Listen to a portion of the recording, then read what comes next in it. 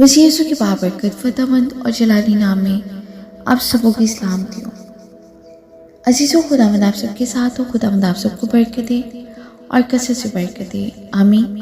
آج کا دن خداوند ہم سبوں کے لیے مبارک کرے، آمین۔ آئیے آج صبح ہم کلام مقدس میں سے پڑھیں گے تیموتھیوس کے نام پولس رسول کا پہلا خط، اس کے 3 باب۔ اسی طرح خادموں کو بھی سنجیدہ ہونا چاہیے، دو زبان اور شرابی اور ناجائز نفع کے لالچی نہ ہو، اور ایمان کے بھید کو پاک دل میں حفاظت سے رکھیں، اور یہ بھی پہلے آزمائے جائیں، اس کے بعد اگر بے الزام ٹھہریں تو خدمت کا کام کریں۔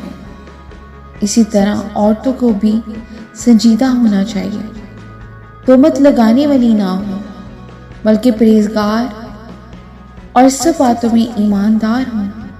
خادم ایک ایک بیوی کے شوہر ہوں اور اپنے اپنے بچوں اور گھروں کا بخوبی بندوبست کرتے ہوں، کیونکہ جو خدمت کا کام بخوبی انجام دیتے ہیں وہ اپنے لیے اچھا مرتبہ اور اس ایمان میں جو مسیح یسوع پر ہے بڑی دلیری حاصل کرتے ہیں، آمین۔